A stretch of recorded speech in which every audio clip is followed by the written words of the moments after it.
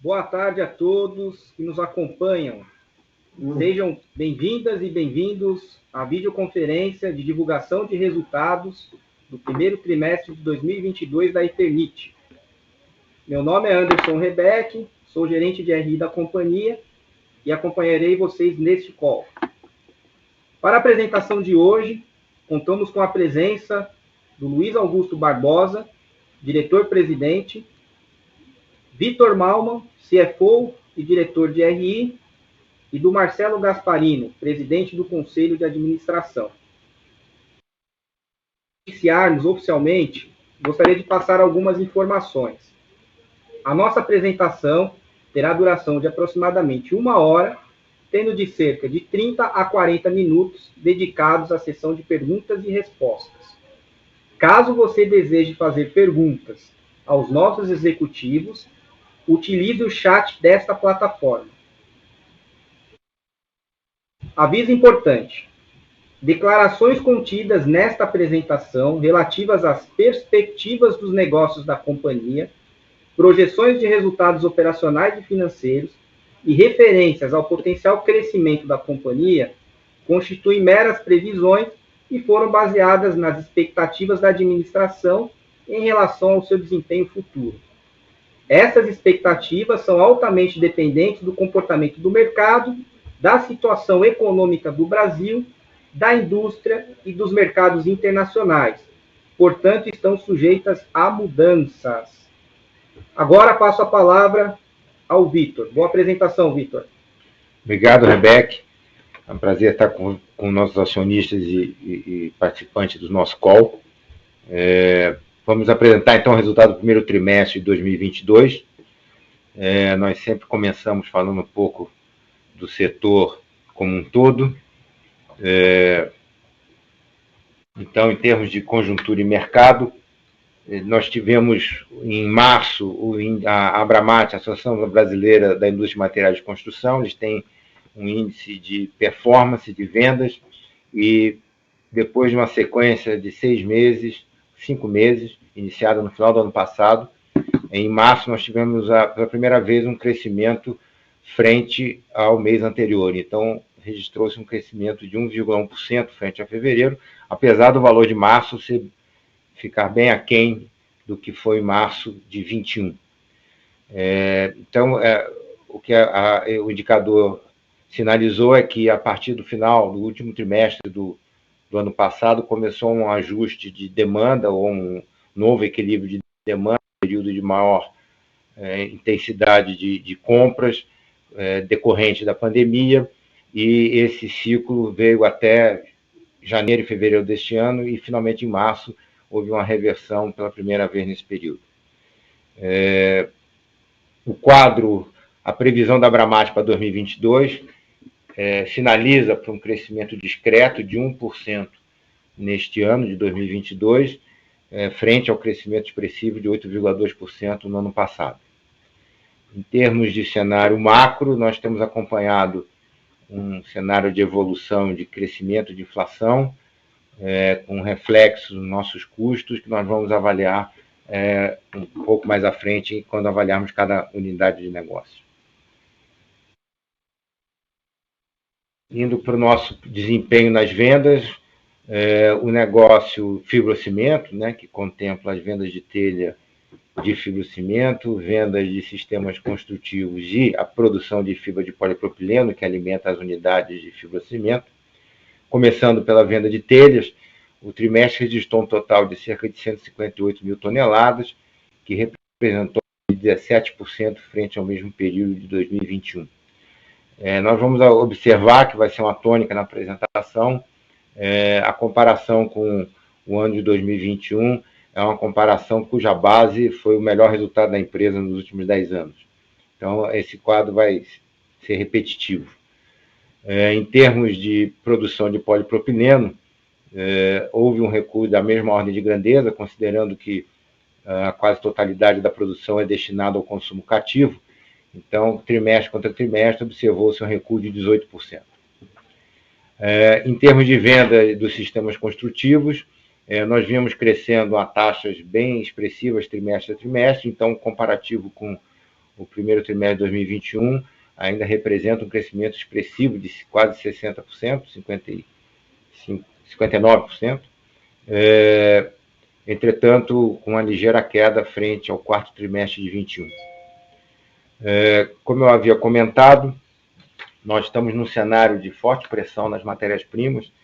Na comparativa, no comparado trimestre contra trimestre, a título de exemplificação, nós tivemos um crescimento no preço médio de cimento de 28%, no preço de celulose de 41% e no preço de resina de 49%. Isso fez com que a nossa margem bruta neste trimestre dessa unidade de negócio alcançasse o valor de 33%, um patamar inferior a que vinha sendo registrado ao longo do ano passado. Passando para as outras unidades de negócio, a telhas de concreto teve um recuo de 6% frente ao trimestre, o mesmo trimestre do ano passado, um recuo mais discreto. E, por outro lado, novamente, a pressão dos preços de matérias-primas, especialmente cimento, fez com que a nossa margem bruta, que vinha num patamar de cerca de 20%, recuasse para 10% nesse período. Finalmente, no segmento de crisotila, nós estamos com as vendas superiores ao do primeiro trimestre de 2021 e também 2021.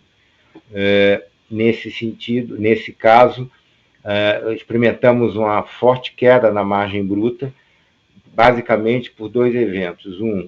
A redução, a valorização do real frente ao dólar, fazendo com que o resultado da operação representasse um valor inferior em reais, e o crescimento dos custos de combustíveis, que representa um fator importante de custo variável da mineradora.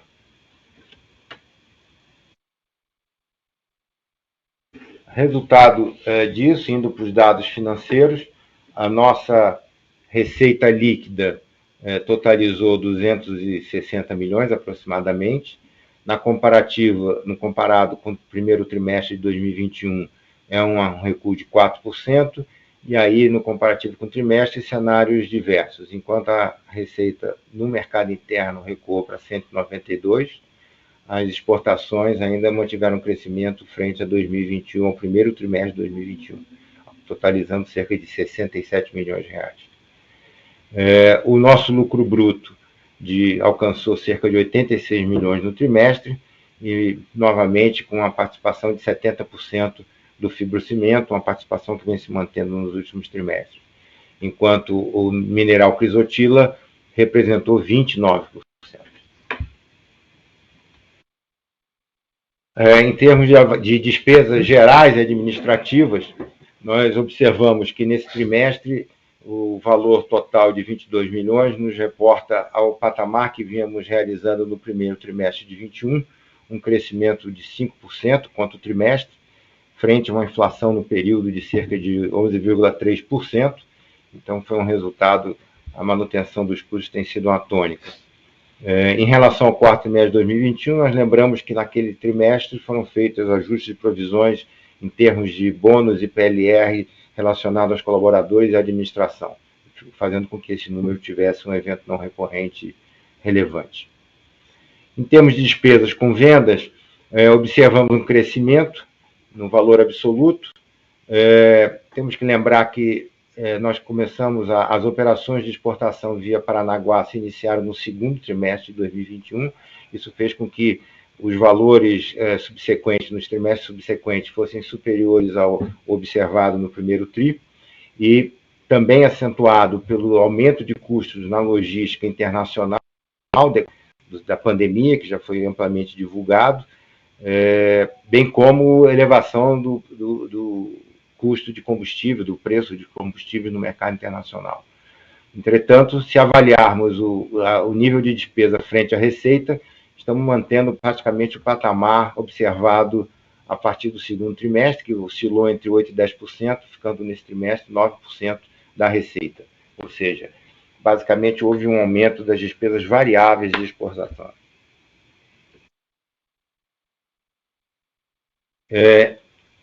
Resultado do cenário de menores vendas de fibrocimento e uma queda ainda não expressiva na margem bruta. E, por outro lado, em termos de crisotilo, um aumento nas vendas, mas uma queda acentuada na margem bruta, nosso EBITDA recorrente totalizou 48 milhões no trimestre, o que representou um recuo de 43% frente ao primeiro trimestre de 2021. O lucro líquido recorrente, de cerca de 32 milhões, apresenta também um recuo de cerca de 45%, a mesma ordem de grandeza do EBITDA, fruto dos fatores que eu já elenquei. Em termos de endividamento e caixa líquido, a empresa fechou o trimestre com um caixa tendo como origem basicamente 119 milhões de geração de caixa da companhia, 110 milhões fruto da chamada de capital para aquisição da Confibra, que é uma atualização do status um pouco mais à frente, e 8 milhões ainda de saldo do funding dos investimentos estratégicos, que foram também captados 46 milhões ainda em 2020, e restam ainda 8 milhões para desembolsar. Apesar de já estar contratado, o desembolso ainda está com saldo de 8 milhões frente aos 46 milhões captados. O nosso caixa líquido, então, representa cerca de 35% à frente do que nós tínhamos no primeiro trimestre de 21 e também superior ao quarto trimestre de 21. Em termos de endividamento, nosso endividamento bruto de 36 milhões é basicamente o financiamento da unidade de Manaus de produção de fibra de polipropileno, financiamento contratado junto ao BASA, com uma taxa pré-fixada de 7%, pagamento mensal, e após o período de carência, essa é uma dívida concursal, nós vamos ver no quadro seguinte. Após um período de carência, onde houve a capitalização dos juros, à medida que começamos a retomar o fluxo de amortização, esse valor começou a cair, né? Já vem caindo trimestre a trimestre. De qualquer forma, é um nível de endividamento bastante baixo, cerca de 90% no longo prazo, o que faz com que a empresa tenha hoje uma posição de caixa líquida de 200 milhões, como eu havia mencionado. Em termos de dívida concursal, quer dizer, aquela dívida que eu comentei está relacionada à dívida bancária, né? Em termos de dívida concursal, nós fechamos o trimestre com cerca de 44 milhões de reais, dos quais 36 milhões estão relacionadas ao BASA, que é a classe 2, são os credores com garantia real, o único credor é o BASA. Na classe 1, nós tivemos ingresso e amortização de novos credores nesse período, e resta um saldo, então, de 1.800.000 reais, e o restante, num total de cerca de 5 milhões de reais, são credores da classe 3, e da classe 4, credores que não compareceram para recebimento do seu saldo. Com isso, nosso endividamento, então, nossa dívida concursal, totaliza cerca de 44 milhões. É importante ressaltar que nós continuamos em RJ, a questão específica está relacionada à classe 1, a classe de credores trabalhistas, que houve um recurso contra a forma de pagamento estabelecida na Assembleia Geral de Credores e homologada em primeira instância, no juízo da RJ, da Recuperação Judicial, e nós estamos com um recurso especial no STJ, de forma a restabelecer essa forma de pagamento, justamente em função, a classe 1 é uma classe que apresenta ingresso de credores, ou seja, todos os créditos cujo fato gerador seja anterior ao pedido de RJ, ou seja um fato concursal, será pago na forma do plano, razão pela qual esse é um ponto importante de equacionamento antes da saída da RJ. Em termos de balanço, nós terminamos, então, o trimestre com um patrimônio líquido de cerca de 600 milhões. Nosso valor de mercado na cotação de fechamento de março totalizava 1 bilhão. Um ativo total de 1 bilhão e 100, uma posição extremamente líquida, uma relação equity-debt de 57%, um excesso de ativo circulante frente a passivo circulante de cerca de 560 milhões de reais. Então, basicamente, nós temos hoje uma posição muito líquida, não só em termos de caixa, como também nas outros itens de circulante. Em termos, fazendo um reporte dos nossos investimentos, primeiro, em termos de telhas fotovoltaicas, as telhas solares, no primeiro trimestre foram vendidas cerca de 51 kW-pico de potência, vendidos a projetos selecionados, né? Nós não temos ainda uma venda aberta, são vendas para clientes próximos da nossa unidade, de forma que a gente possa dar toda a assistência técnica necessária, visto que estamos num processo de desenvolvimento ainda do produto. E um dado importante é, após a homologação da telha de fibrocimento, da telha solar de fibrocimento, nós estamos no momento selecionando projetos pilotos para fazer a mesma curva de aprendizado que nós já fizemos na telha de concreto, ou seja, inicialmente projetos pilotos, depois vendas a projetos selecionados. O programa, o investimento necessário à modernização das nossas unidades de fibrocimento continua em curso, o mercado de bens de capital continua aquecido, isso fez com que nós postergássemos a conclusão dos projetos.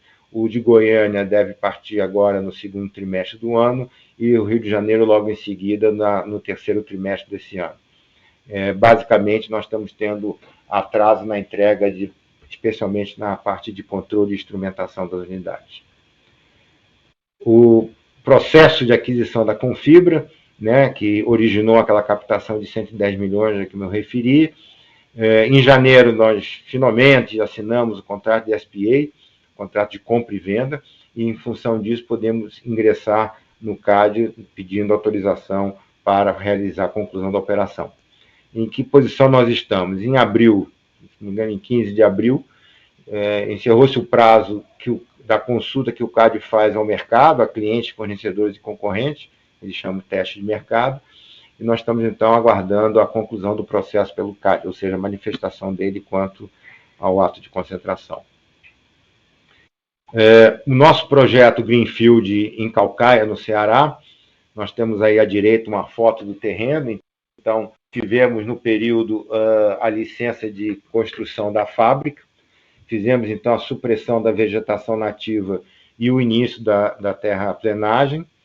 E um dado importante também é que, nesse período, nós fizemos a extensão do programa de benefício fiscal que a CSC fazia jus para esse novo projeto.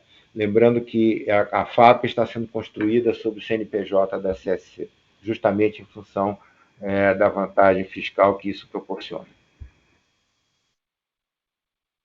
Indo para o mercado de capitais, nós, como já comentei, fechamos nossa cotação, indicava uma precificação de R$1 bilhão. Nosso free float é de 99,98%. Encerramos o trimestre com cerca de 25 mil acionistas, ou seja, nossa estrutura acionária, 47% está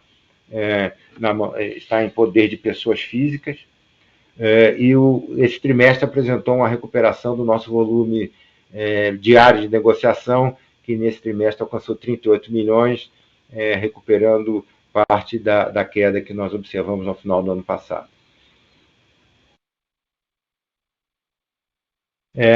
Evento importante, né? No final do ano passado, nós já tínhamos voltado a fazer uma distribuição de resultado através de juros sobre capital próprio, que foram cerca de 15 milhões pagos em dezembro, e após a GO, em 8 de abril, nós fizemos a retomada do pagamento de dividendos após um período de pelo menos 6 anos, eu acho que a última vez deve ter sido no início de 2016.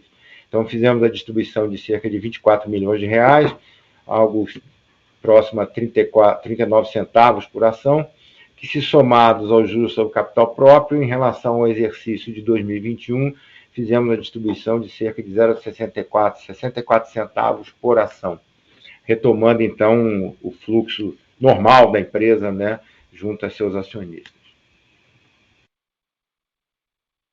Uma comunicação, né, na GO de março de 2022, o Conselho de Administração foi reconduzido para mais um mandato de 2 anos e, posteriormente, na reunião de conselho de abril de 22, a diretoria foi reconduzida para mais um mandato de 2 anos. Fizemos nesse período, a data não me recordo com precisão, mas em abril, em 26 de abril, fizemos o primeiro evento live da Eternit, né? Nunca na história dessa empresa havia sido feito um evento live. Contamos com a participação de 300 participantes via online, né? Foi uma atividade interessante que nos permitiu discutir um pouco sobre fundamentos do negócio e não tanto sobre resultados. E, finalizando, o resumo do trimestre foi uma receita bruta de 324 milhões, líquida de 260, uma margem de 33%, a margem bruta, sendo que 70% do lucro bruto é proveniente do fibrocimento. O nosso EBITDA recorrente de 48 milhões representou uma margem líquida de 19%.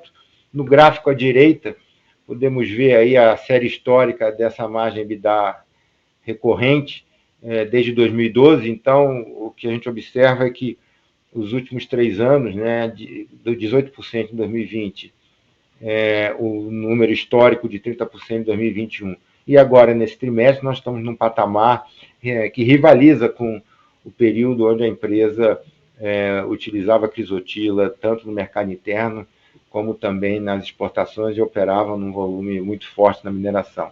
Naquela ocasião, a maior parte do resultado vinha da operação de mineração. Nosso caixa líquido, então, encerrou com 200 milhões, o que gera sempre a pergunta por que ainda estamos em RJ. A razão é aquela que eu mencionei, né, a decisão do STJ quanto à forma de pagamento da classe 1, um lucro líquido de 42 milhões e uma distribuição de dividendos de 24 milhões, eu acho que foram os principais fatores de destaque no primeiro trimestre. O gráfico à direita acima mostra a evolução do nosso patrimônio líquido, ou seja, fechamos o primeiro trimestre de 2020 com um patrimônio virado, PL virado, e essa recuperação que se iniciou em 2021, no próprio segundo semestre de 2020, nos faz chegar agora a esse patamar de 606 milhões no fechamento do trimestre. Bem, em relação aos resultados, são isso que eu gostaria de apresentar, e agora vamos para... desculpa, a última foto, sempre a gente faz uma menção, essa é a unidade de Colombo, eu diria que é a nossa maior unidade em termos de capacidade, e com isso a gente já apresentou as 4 unidades, né? Vamos passar depois para os outros negócios. Era isso, então estamos agora disponíveis para perguntas e respostas. Bom, só queria reforçar a todos que nos acompanham que, para encaminhar perguntas aos nossos executivos, utilizem o chat da plataforma. Então, vamos passar aqui as perguntas que já recebemos aqui através da plataforma. Alô, eu vou responder a pergunta. Boa tarde, Luiz Augusto está falando. É que você fechou aqui. Desculpa. Vamos lá, pronto. É o Luiz Augusto que está falando. Vou responder a pergunta do Arthur Sampaio Pereira. Ele diz aqui, pergunta, devemos esperar uma retração maior nas margens nos próximos trimestres? E quais as perspectivas, pensando em volume? Ainda tem espaço para cair mais? Sempre lembrando que nós não damos guidance, né? Então a gente tem sempre muita dificuldade de falar do que a gente está imaginando para os meses futuros. O que eu vou dizer, conceitualmente, o que eu tenho dito a respeito do mercado de construção civil. O mercado de construção civil, ele tem um comportamento que é muito alinhado com o PIB do país, mas com um multiplicador, tanto para o bem como para o mal. Normalmente o PIB da construção civil gira em torno de entre 1,5 e 1,7 vezes o que acontece com a economia. Segundo semestre de 2020 e os primeiros 3, pelo menos os primeiros 3 trimestres de 2021, medidas ligadas ao combate à pandemia favoreceram muito alguns setores e prejudicaram outros. Entre os favorecidos está a construção civil e as indústrias que fornecem para a construção civil. Então, como em algum momento a gente comentou, nós estamos bem satisfeitos com o resultado que foi feito no primeiro trimestre, dada a situação do mercado, porque compará-lo com 2021 é sempre muito difícil, né? Eu disse hoje ainda, quando eu comparo com 2021, eu estou falando muito mais de 2021 do que de 2022. 2021 foi um ano excepcional. O que nós acreditamos é que há um ajuste que está acontecendo desde o último trimestre de 2021 e agora se consolidou no primeiro trimestre de 2022, uma acomodação entre oferta e demanda. Havia uma demanda muito acima da oferta durante os 18 meses de pandemia e agora está havendo uma acomodação dessa demanda. Entretanto, os resultados e toda a margem da cadeia se estabilizará melhor do que o pré-pandemia. Essa é a nossa leitura, a nossa percepção.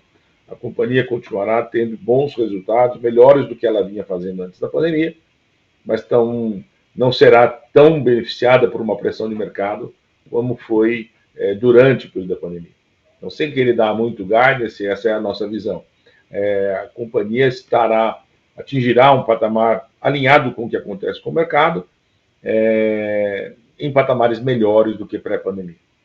Lembrando que, neste processo todo, a companhia fez inúmeras melhorias na parte operacional, sobretudo nos anos de 2018 e 2019, que permitiram a ela estar numa situação bem mais confortável e com seus fundamentos muito sólidos para enfrentar uma situação de mercado que ainda é boa, mas não é tão positiva como foi durante a pandemia.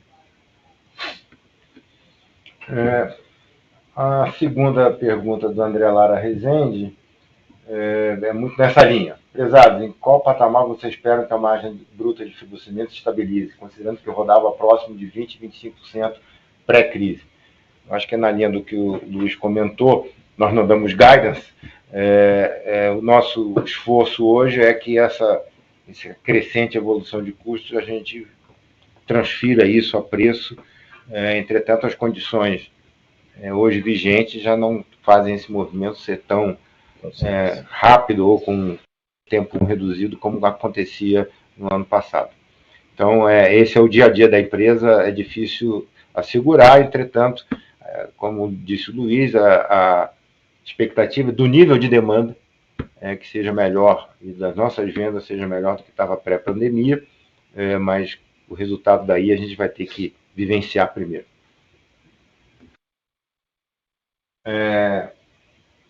A pergunta seguinte é do Paulo Paiva, se podemos falar sobre o impacto da guerra no equilíbrio oferta-demanda de Crisotila. Estão vendo algum impacto na demanda e no nível de preços?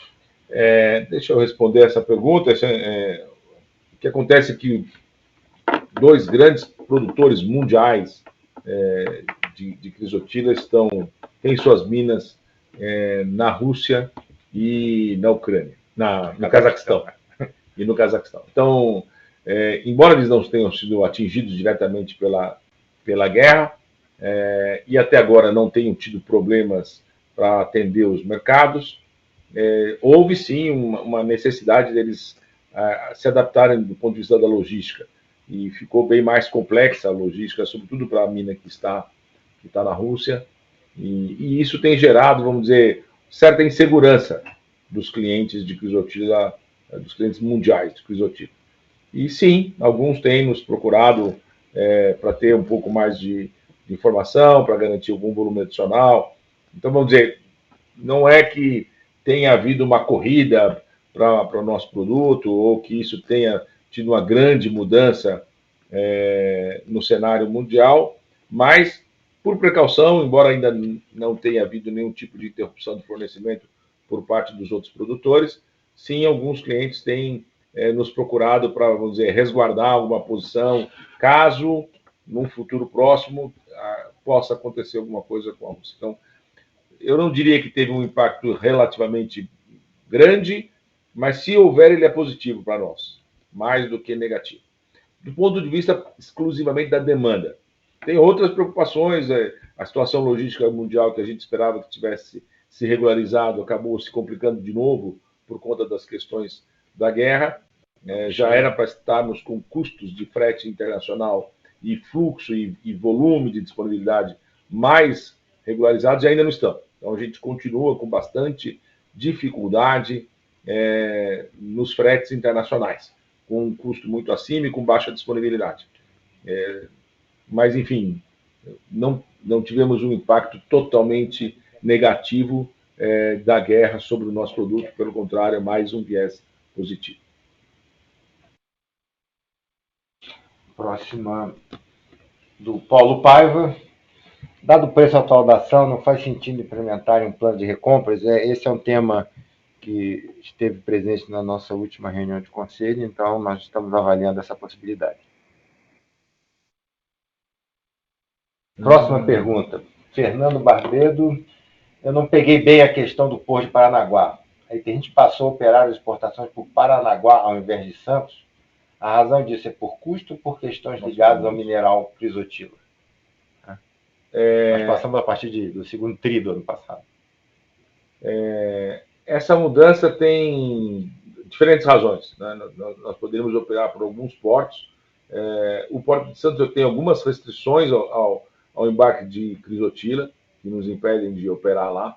Também a gente tem que escolher portos que tenham operadores que trabalham com o destino que a gente tem, e é um destino variado. A gente exporta para a América do Sul, exporta para a América do Norte, exporta para a Europa, exporta para a Ásia.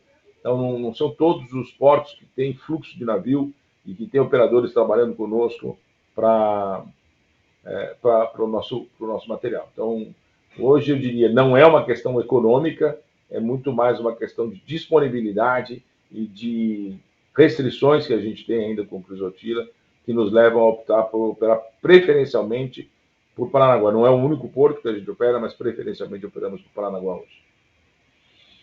Okay. Bruno Melibeu. Boa tarde. Existe a possibilidade de aumento de preço para repor os aumentos de custo? Esse é o desafio da área comercial, né? Certamente a nossa estratégia básica é a manutenção da margem, né? Nós temos administrado esse como um foco importante, mas, como eu comentei, no mercado demandado, a velocidade de transferência de custo para preço é bem maior do que no mercado cuja demanda retoma um patamar de equilíbrio. Só um comentário, né? Preço e custo não estão sujeitos às mesmas forças, né? Eu costumo brincar, preço e custo não tem nada a ver. São coisas totalmente desconectadas. O único limite que você tem é que, você não pode deixar o seu custo comprometer toda a sua margem. Mas os teus custos estão muito mais ligados à relação de oferta e demanda entre a indústria de fibrocimento e os seus fornecedores. Enquanto que a relação de preço é uma outra relação. Se você pode ter um grande nível de demanda de cimento, por exemplo, de celulose, que está sujeito a preços internacionais, polipropileno sujeito a preços internacionais, que vem de outros setores que não o fibrocimento e que vão impactar o nosso custo. Enquanto que o preço é composto pela relação de oferta e demanda entre a indústria de fibrocimento e o mercado de construção civil. Então, são atores diferentes. Então, claro que a gente trabalha o tempo inteiro tentando preservar as margens, como disse o Vitor, mas nem sempre isso é linear.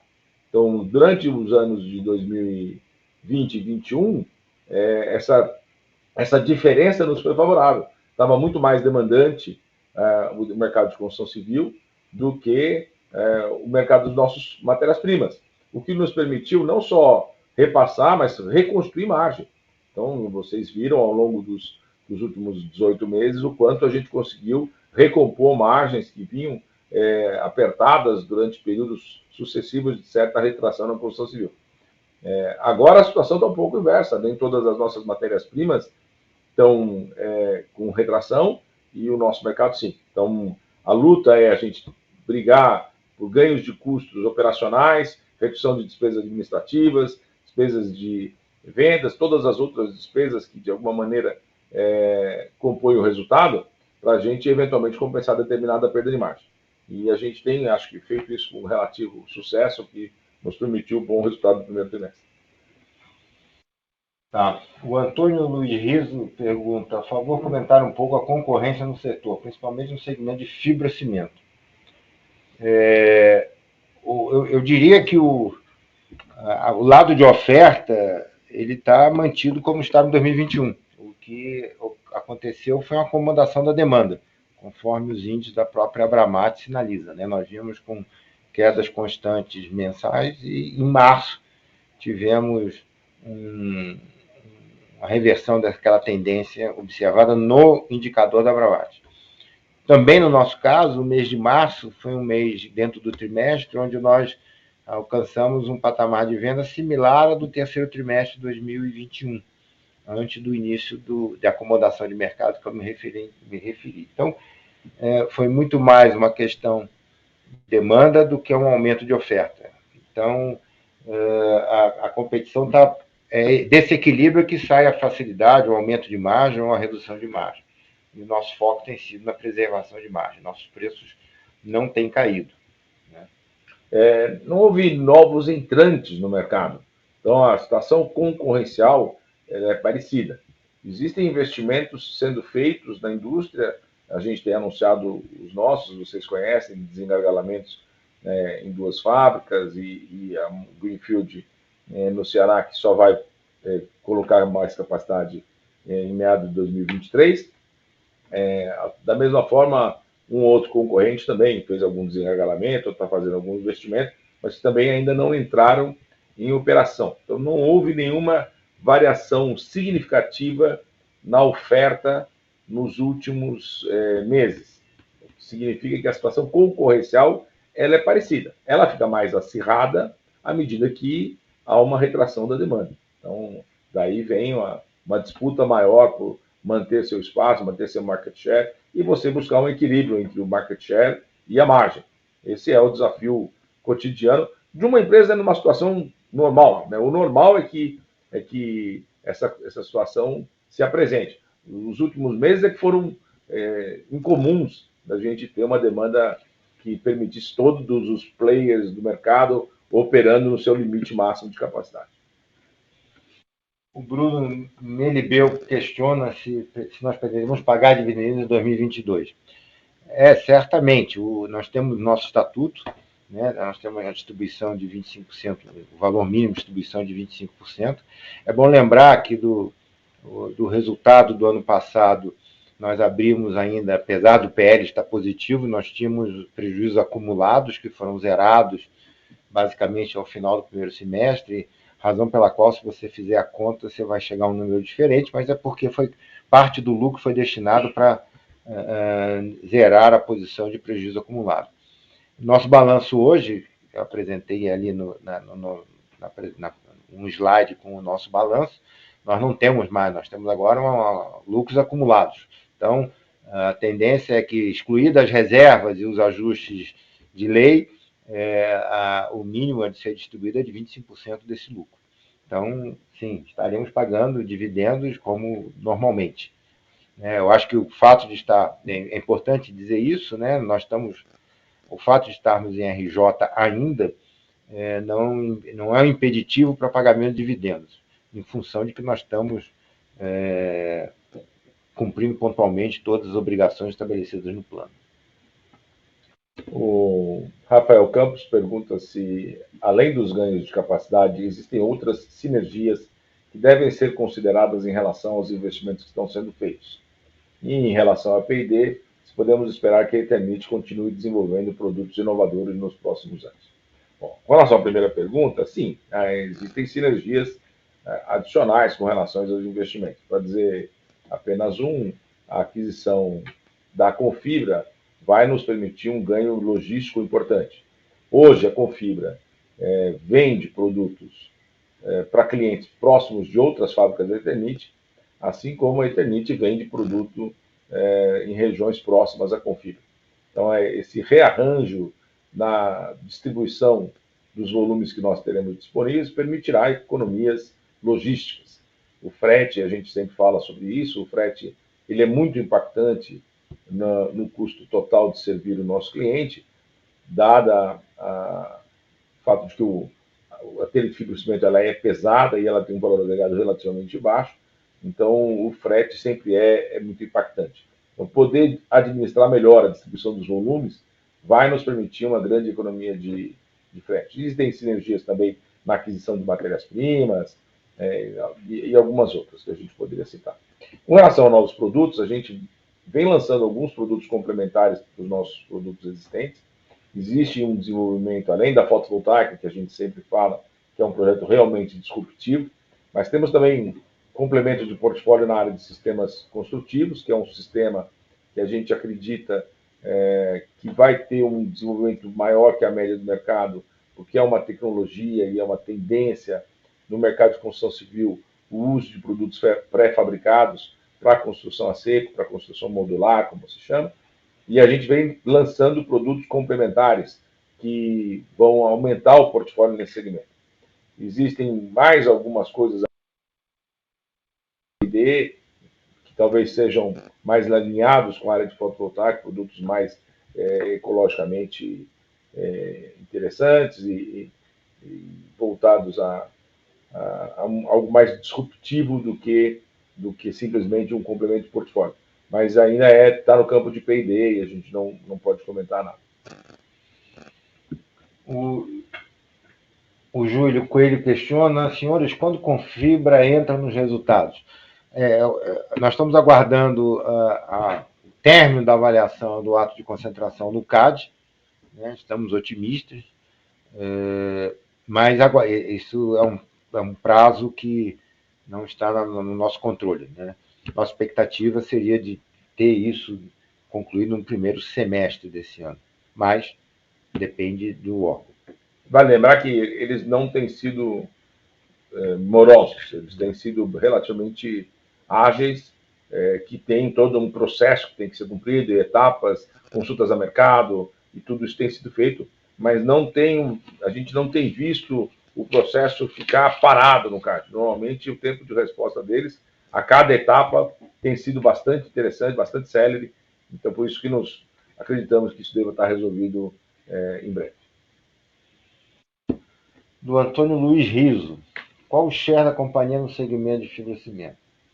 Teoricamente, né, o número está em torno de 25%. Entre 20% e 25%, depende um pouco do nível de ociosidade das empresas. Esse é o número, por exemplo, que foi que o CAD nos consultou, e não é evidente calcular o número, a gente faz estimativas, fizemos estimativas baseadas no número de equipamentos, daqueles que a gente tem conhecimento dos equipamentos que estão instalados, ou baseado no consumo de cimento, aquilo que a gente consegue da Associação de Cimenteiras, e eu diria, gira nessa faixa, entre 20% e 25%.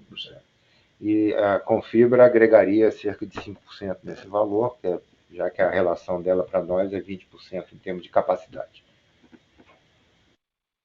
Próximo. Bom, lembrando que tem alguma dúvida com relação à nossa apresentação, queiram enviar perguntas, utilizem o chat dessa plataforma.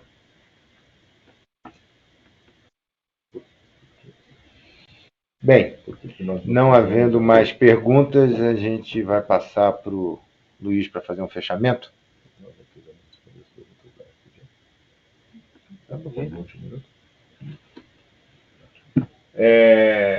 Bom,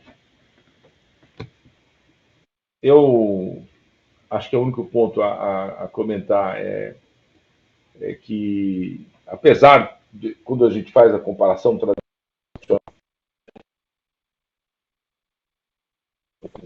a gente tem indicadores negativos, dizendo que o nosso lucro diminuiu e tal. Apesar disso, eu entendo, acho que a administração entende que o resultado foi um resultado bastante interessante. Nós não estamos com níveis de rentabilidade ruins, 19% de EBITDA recorrente, tirando efeitos extraordinários, como foi venda de ativo. Me parece um resultado bastante interessante para uma situação de mercado que está se acomodando, como a gente falou. Então, continua o nosso principal negócio sendo um negócio bastante rentável e os nossos fundamentos estão sólidos o suficiente para manter a companhia numa situação de rentabilidade bastante interessante. Então, nós temos bastante dificuldade com a incerteza e com a dificuldade de prever o mercado, e isso faz com que a gente tenha que estar muito vigilante constantemente com relação a preço, com relação a fluxo de caixa, gerenciamento de estoques. Então, a situação de imprevisibilidade que a economia apresenta no momento nos obriga a ter uma atenção redobrada em todos os fundamentos de gestão do negócio. Mas acho que temos feito isso de maneira bastante boa. Então, estamos otimistas ainda com o ano de 2022. Estamos mantendo todos os nossos investimentos que estavam previstos, tanto a conclusão do desengagamento como o Greenfield. Então, os planos da companhia de crescimento dentro do seu eixo estratégico de cobertura de materiais para a construção civil, onde nós entendemos termos vantagens competitivas, está mantido, e isso que acho que é um ponto positivo para a gente ver que teremos um ano que é bastante razoável, e em 2023 estaremos colhendo os frutos desses investimentos todos. Então, continuamos com uma situação de confiança com relação aos resultados da companhia. Acho que é isso. Obrigado a todos vocês que dedicaram algum tempo. A gente tem aí criado o máximo de oportunidades para ser transparente e passar para os investidores o máximo de informação sobre o andamento da companhia e sobre os planos da companhia. Obrigado, até o próximo trimestre.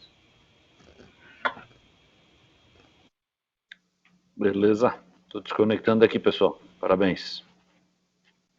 Obrigado. Obrigado.